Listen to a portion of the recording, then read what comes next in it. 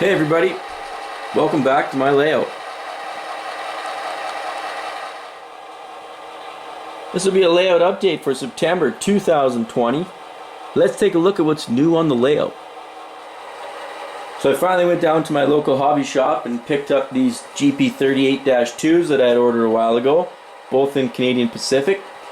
Let's take a close look at these. These are Athearn Genesis DCC and sound, and the sound decoder is a Soundtraxx Tsunami II.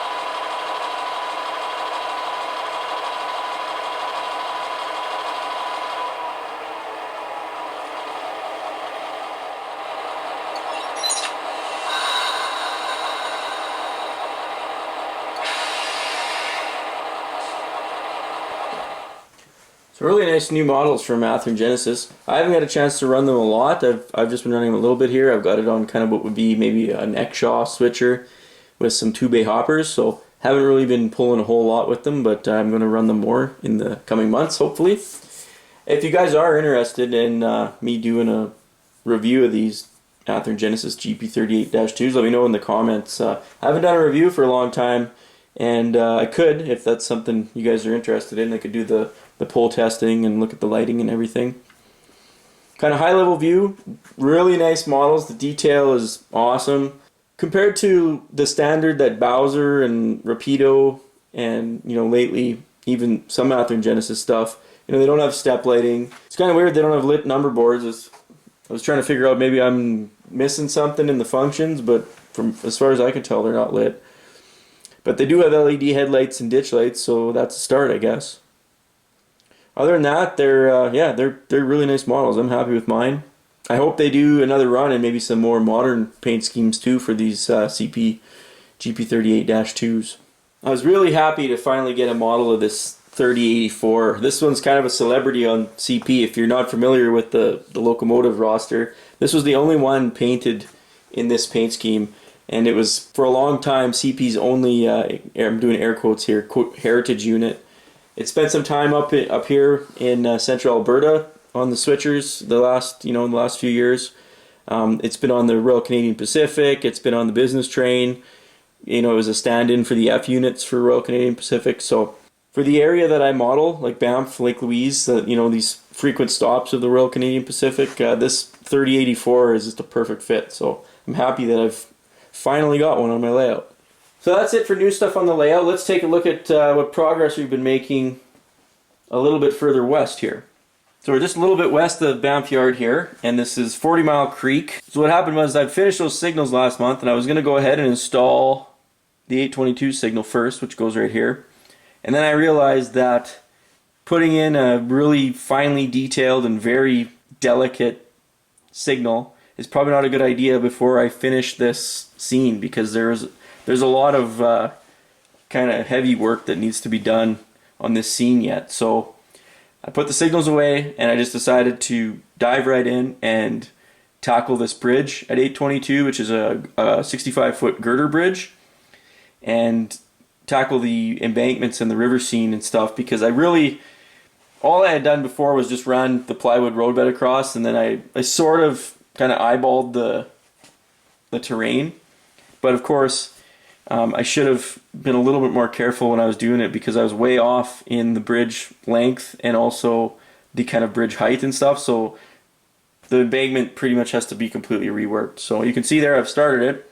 The first step was chopping up the main line. I did take some footage along the way, so this bridge is completely scratch built. Basically a pine core that I milled to the exact size so that I could basically put styrene and brass around it and glue it. So it's basically a piece of wood with the bridge details glued all around it and then weathered.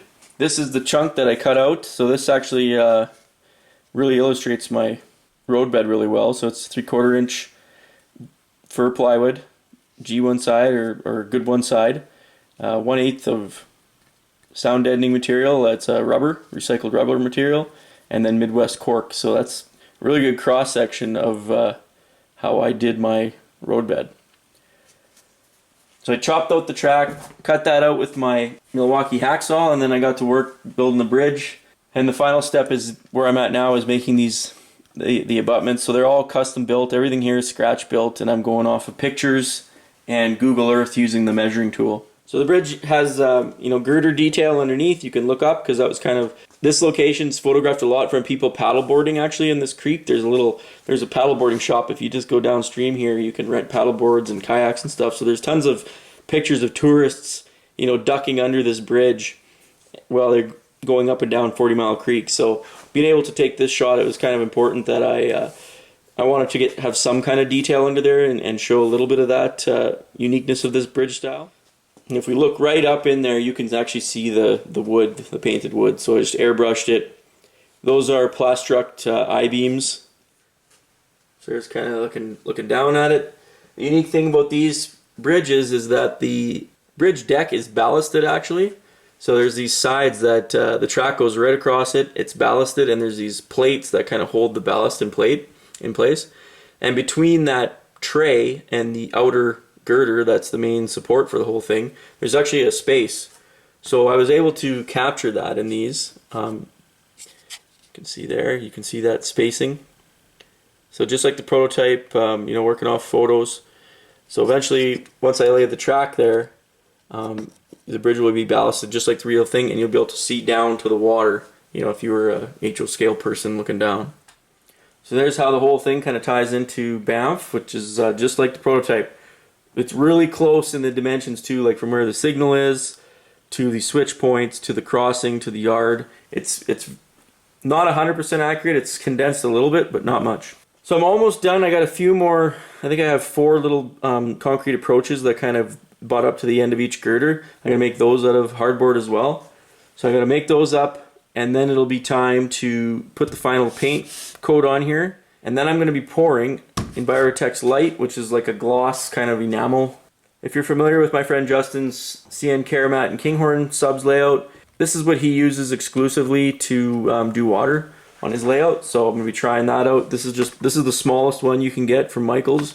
It's 236 milliliter. So it says that it'll do 2 square feet, so I should be really close here to be able to do a nice thick coat on that. And if I have to get more, I'll get more, but that's my plan for this scene. So once I get the water poured and everything, so paint the river, pour the water on it, do some final details, and then I'll be able to fill in the these bigger gaps with senior material and stuff, and then finally be able to, the last step will be restoring the main line here. I figured there'd be a lot of questions about how I scratch built this bridge, because this type of bridge is really unique to CP. Like, this is, I don't know where they get them from, but on my layout, just the section that I'm modeling from Banff to Divide, there's actually 4 of these 65-foot bridges. So there's one here at Banff. Lake Louise has 2 sitting on a central pier, and then Divide as well has one over Bath Creek, and they're all the exact same 65-foot span, exact same construction. So now that I've got this figured out how to do this one, the next one should be pretty easy. And these kind of projects are it's where evergreen styrene and Plastruct stuff comes in super handy. Let's hit rewind here and we'll go back, kind of look at I tried to take as many clips as possible kind of throughout the construction of this thing. So we'll go back and take a look at as I was scratch building this bridge, and then we'll come back to where we're at today here in September. So I'm making the girder bridge for mile 82.2, and it's a real simple plate girder bridge, kind of like a modern era type. So this is going to be the tray of the plate girder bridge. It ends up being quite small. This is a 1x2 that I'm milling down using my table saw and trying to get it down to the right scale thickness so that I can attach the girders to the side of it, and then this will be the portion that actually physically supports the track. So using my table saw to mill it down. Safety first. I made a special push stick just for this task because I don't usually rip things that are this skinny on my table saw. So special push stick so that I can keep my fingers on the blade.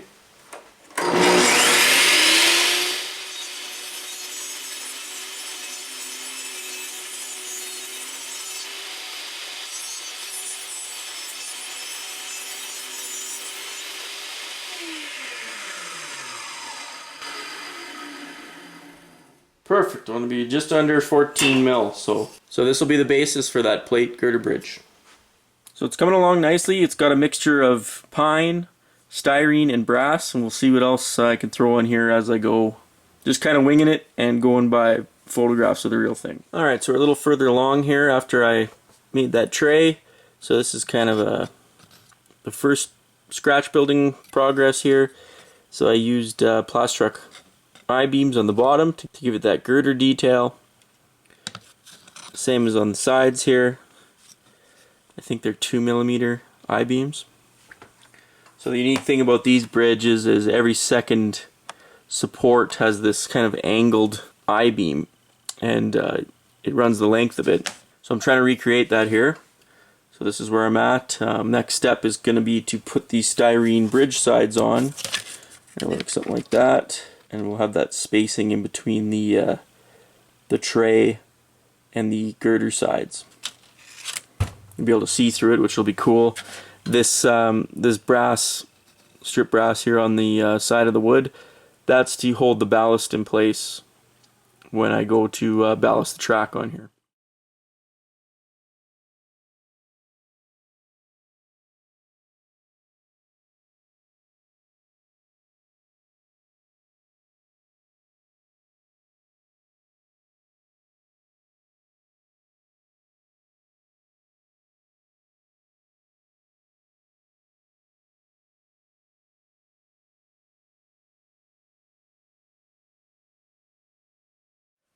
So here's the finished bridge, weathered up, pretty much looks like it's going to look. I might do a little bit of graffiti on it, we'll see how brave I'm feeling.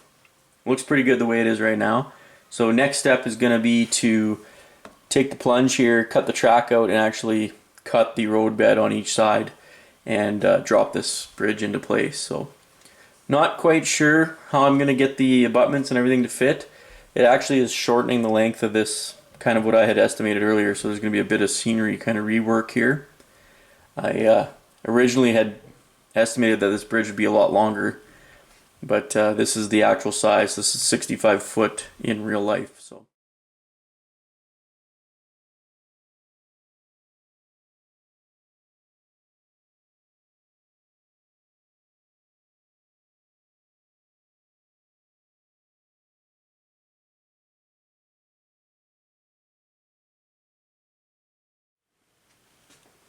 that's what got me to this point, guys. So like I talked about earlier, going to press on with this scene, get it all finished up, looking really good, and then it'll be time to install the signals at BAMP. So that's exciting. So that'll wrap up this layout update, guys. As always, thanks a lot for watching, and we'll see you next time.